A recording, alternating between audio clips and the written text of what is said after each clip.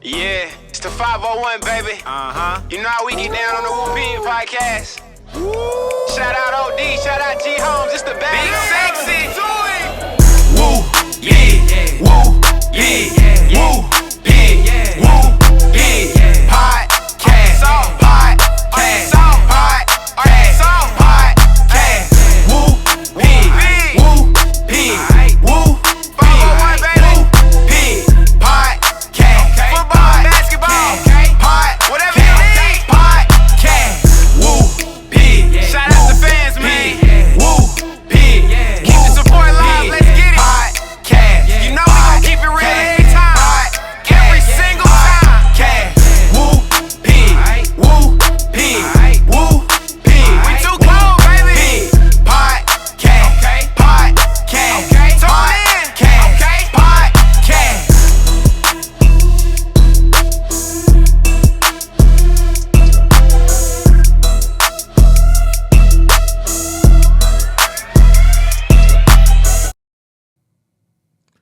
Yo, welcome back to another episode of the Woo Pig Podcast, where we're talking about everything Arkansas Razorback football and basketball every Monday, Thursday, and Saturday. And the Woo Pig Podcast is streaming on all major platforms: Facebook, YouTube, Twitter, and Twitch. Make sure you subscribe on all our platforms. And if you enjoy the audio-only version of our podcast, hey, we on Apple Podcasts, but we really rock with Spotify because you can switch between audio and video. Check us out over there. Make sure you subscribe. And the Woo Pig Podcast is brought to you by our sponsor, 3M Electric. They are the official sponsor of the Woo Pig Podcast, serving Northwest Arkansas. They're your trusted commercial and residential electrical contractor. As a SDV OSB, they are dependable and reliable with no job, too big or small, when it comes to your electrical needs. Contact 3M Electric at 479-408-9865. Let them know you guys over at the Woo Pig Podcast sent you. And man, today we got another special guest that decided to come in, talk to the Woo Pig Podcast family. Man, we want to give you a warm round of applause.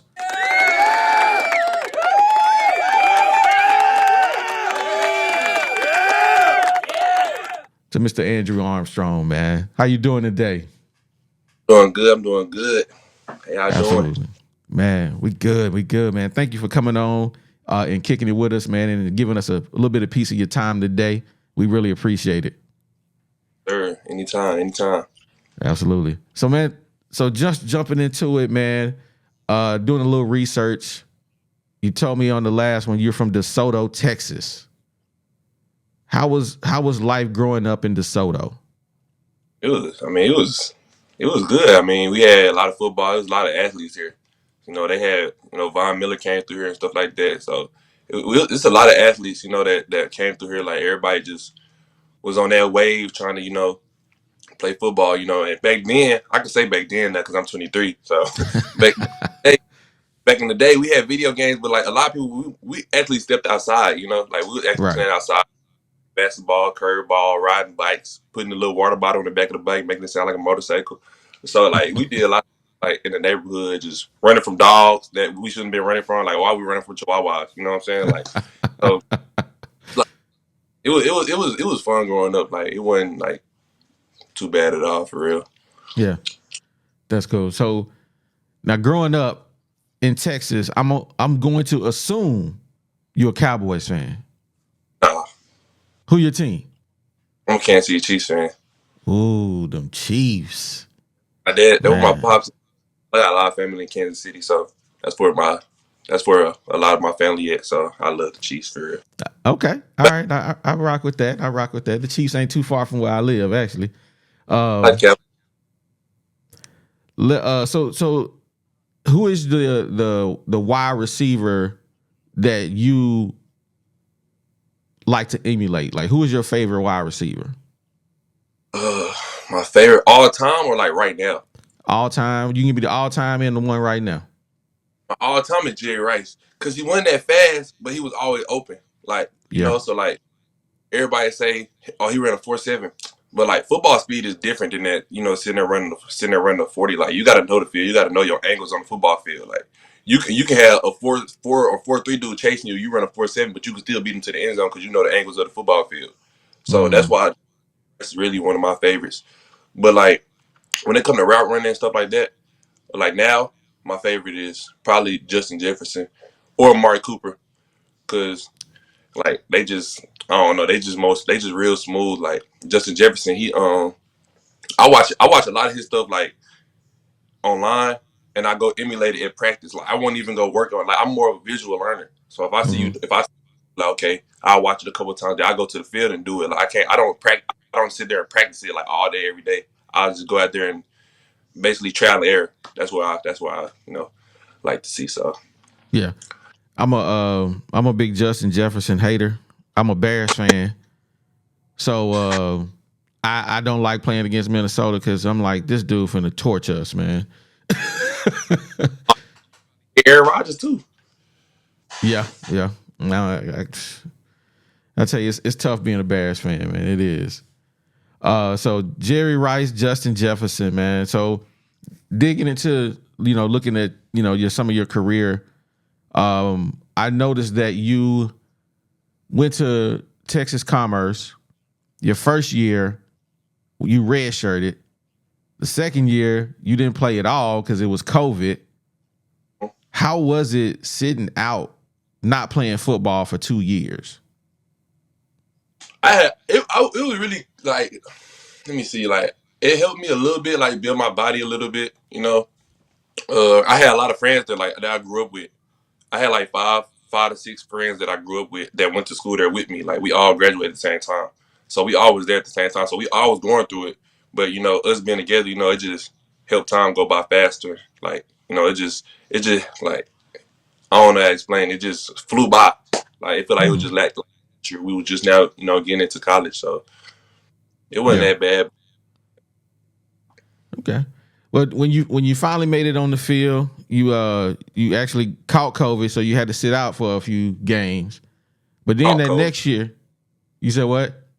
I caught COVID, but they I don't even want to get into that. That was But your red shirt year, the year after your finally you got on the field, but then you had to kind of like you was the third guy.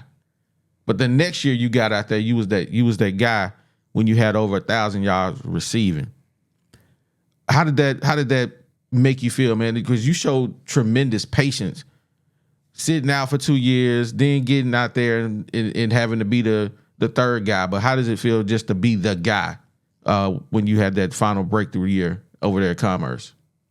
it felt good, all the work that I had put in.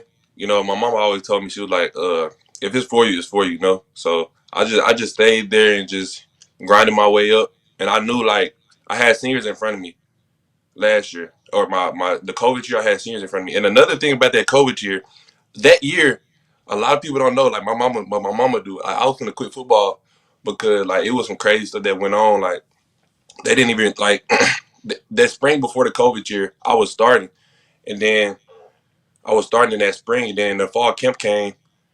You know, I didn't get my COVID shot or whatever, so they said I couldn't come to the fall. They basically said I couldn't come to fall camp, and like, but they tried to say it was for special teams, like, you know.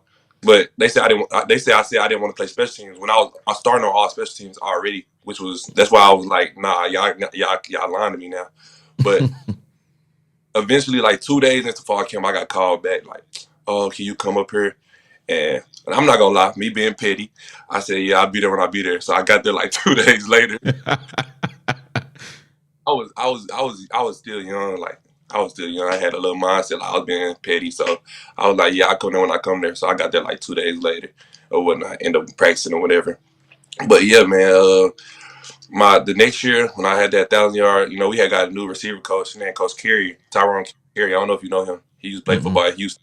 He used to play football at Houston and coached at West Virginia and stuff like that. But I'm not gonna lie, like he taught me some stuff like at receiver that I've never like under like I never would have thought to go out there and use that type of stuff. So like once we came into the season, like it was just much like so easy like to me. Like I feel like all the work I did put in throughout the years, and especially the work I did put in that year, following up to that year, like it was just meant to be. Like I didn't like have a big head on it. You know, I didn't have a big, head about everything. I just went into the season, took game by game by game. And, it came to a point that season where, like, even with the 1,000 yards and the 13 touchdowns, like, we played without a quarterback. People don't even know we didn't even have, like, all four starting or all three starting quarterbacks had season in the injuries. Mm. So we had a receiver playing quarterback, like, for a couple of games. So, like, I was supposed to break the record there for the touchdowns in the season, which was 14. I finished with 13. So it was like, dang, like, but at that point, I'm like, I had a 13, I had 1,000, like, I'm just like, I'm living right now, like, so I was like on cloud nine at the moment, so I was just feeling good about it. I feel like every day I worked out, I worked for this, like a couple of days in my room and stuff. Even at Arkansas, I ain't gonna lie, it was one day I cried in Arkansas because I'm like, bro, I didn't made it, like, I didn't came a long way, like.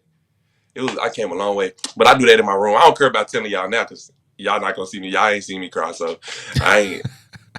I'm just telling y'all right now because that's what that's the type of person I am. I'm gonna let y'all know. Like, I don't care. Like, I'm gonna cry if I feel like I gotta cry. I gotta cry. So I cried in my room. At Arkansas at Commerce before, just thinking about my journey and things like this. So yeah, it was good though. It was real good. Yeah. So you said your coach there taught you a lot, Tyrone. When you say he taught you a lot, what do you mean he taught you a lot? As a receiver, what did he teach you that you still use? He taught me just basically how to manipulate a DB. Basically, that's the overall, like, just manipulating the DB, like making him think you doing something and you doing the whole opposite. Basically to where there's no way the DB can be right. Basically, that's what he taught me. Like, basically, there's no way for the DB to be right if you do these tools that I give you. So I used it a lot at practice. That's where I really, like, tuned it in at practice for real. Like, some people go through practice, but like as this, just trying to get through it.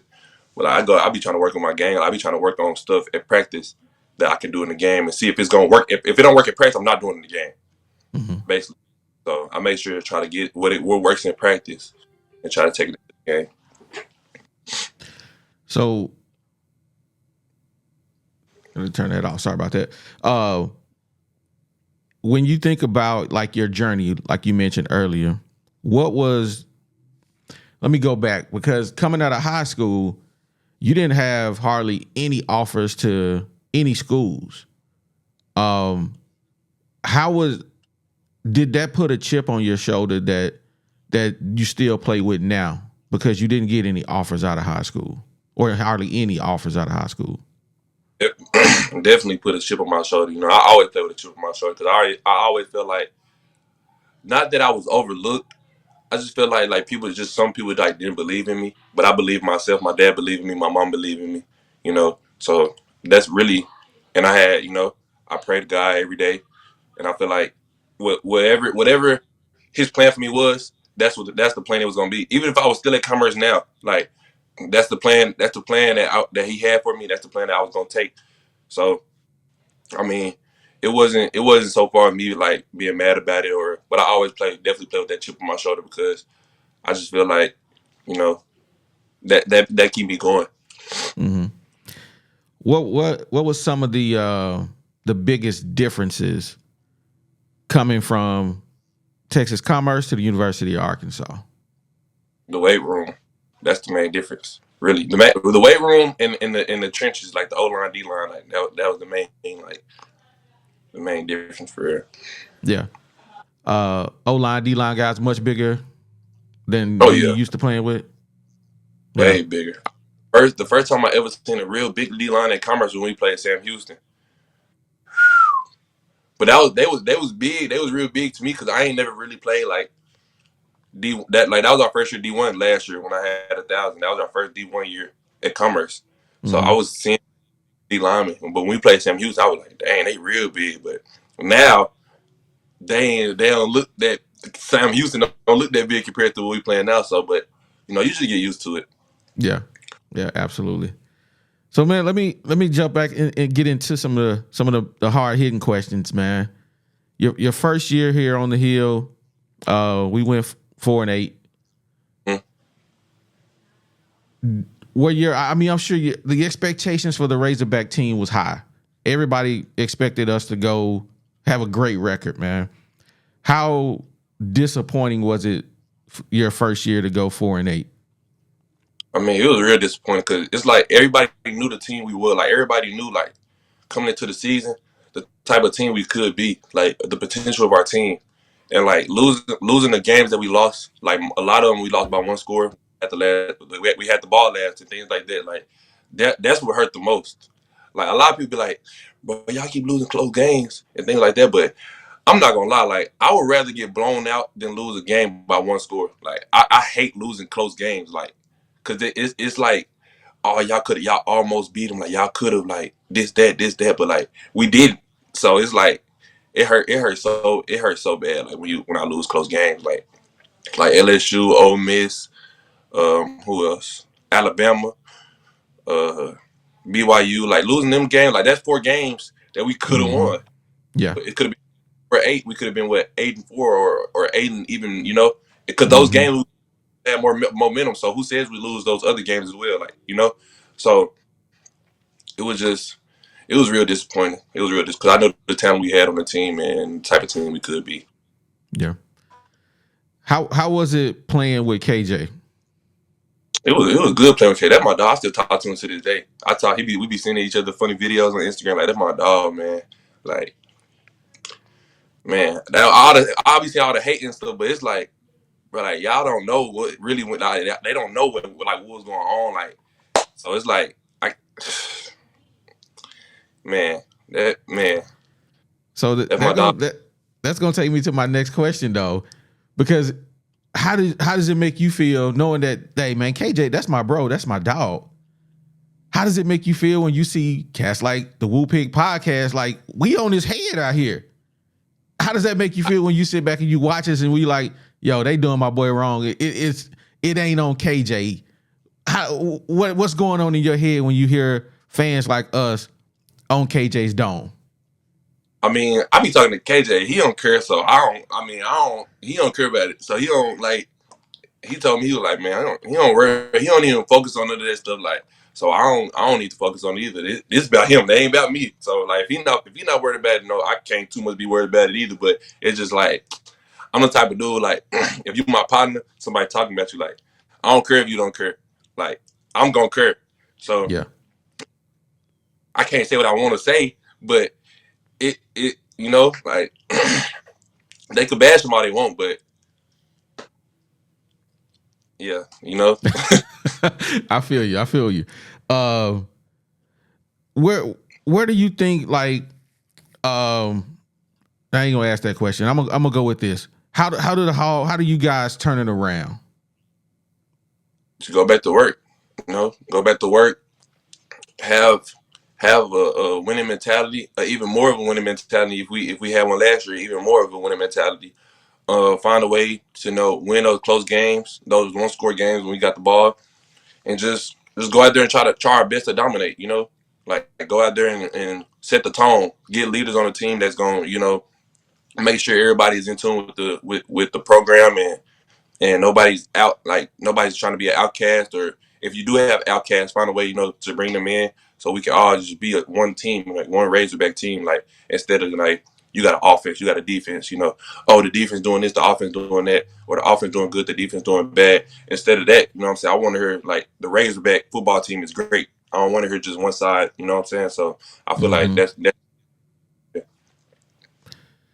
One thing that I from watching, other clips of you, was one thing that stood out to me was like your patience. yeah.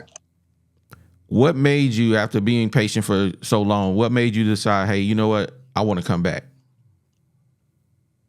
Bob Petrino came, and I looked at his old stats and things like that. He threw for 4,000 yards. They had like 6 receivers that had 4+ touchdowns in one season. Like, I was like, man, like if that's what he's doing, and that can help me get closer to my goal, and even higher into like the draft process and draft rounds and things next year. Like, why not? Why not help why not get helped by or get coached by Petrino? So I feel like that's a great thing. We got Coach Guyton back as a receiver coach as well, with Coach Keith there too. Like it's all like it's I just feel like everything right now is just falling into place to where it's supposed to be. I feel like last year it was just like we got into it. We got into the season. I feel like it was all meshing as well last year, but I feel like that was just like a preview. Not a preview. Let me not say a preview because we went for an A, so that wouldn't be a good preview. But I was just saying like it was just like a little. You could see the type of talent we had, and we bringing in even more talent as well. So I feel like with Mike Petrino here as well, like with the offense that the type of offense that he run, the Arkansas fans love him. And like I feel like it was just a great fit for me to come back and stay. Okay.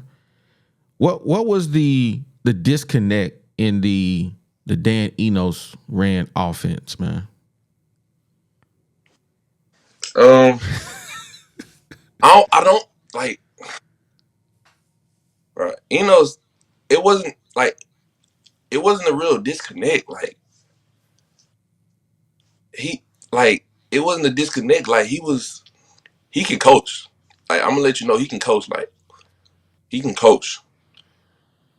I can't even say what I want to say. Like I get it. I get he it. can coach. Dan Enos can coach though. Like people bash Dan Enos can coach now. Like he can coach, but yeah. I got you. I'm picking up what you're putting down.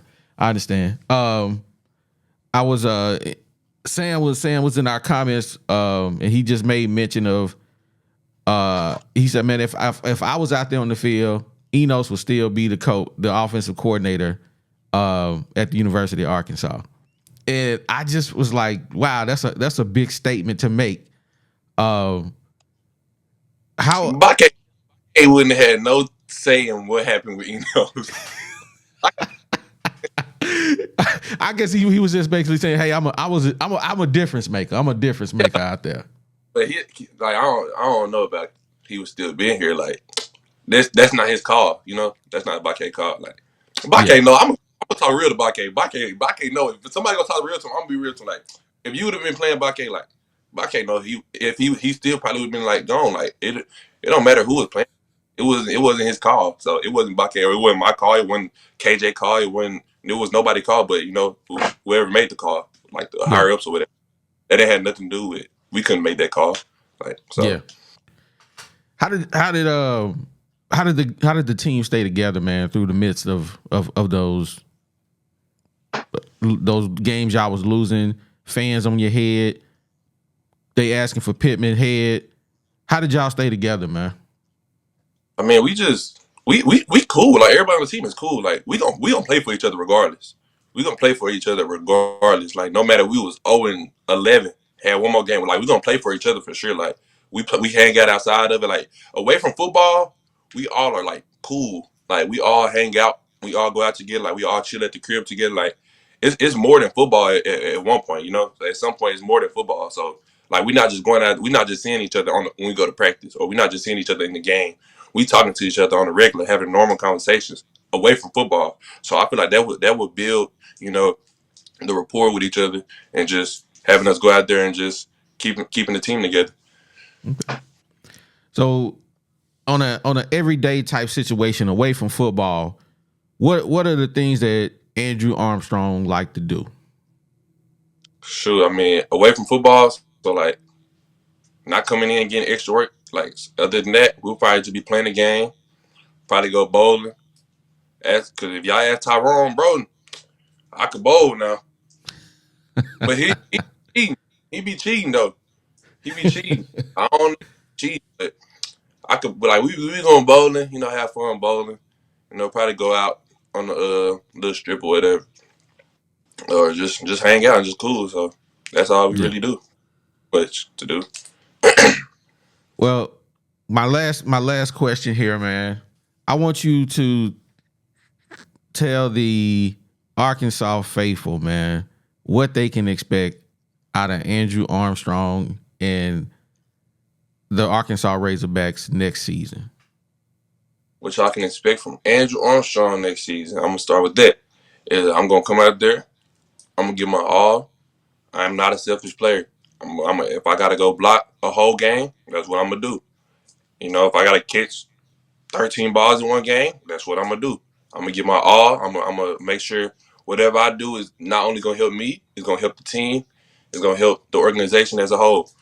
And with the Arkansas Razorbacks, you can expect a full team that's gonna come out there and give 1,000% every play, not 999%, 1,000% every play, to make sure that we can go and try to win every game, go try to make it to the playoffs, and you know the big prize. So that's what y'all can try to expect from us next year. All right, man. We appreciate that, man. That's what we want to hear. Man, shout out to you, man. We appreciate you for coming in and kicking it with us. Like I said, anything else that you want to say, talk about, we can get it. Hey, I mean, I ain't got nothing else. Make sure y'all take out. Make sure y'all take out. Make sure y'all take y'all vitamin C every morning. Absolutely, absolutely. Well, man, again, thank you for coming in, kicking it with us, man. We really appreciate it, man. Blessing us with your presence and giving the fans a little peek into some of the questions that they had. Maybe they got some answers from it, man. But we appreciate you for coming on. We look forward to seeing you on that field again, man. Hey, salute to you. Hey, Woo Pig. Sir. Yeah, it's the 501, baby. You know how we get down on the Woo Pig podcast. Shout out OD, shout out G Holmes, it's the bag. Big sexy. Woo, yeah, woo, yeah, woo.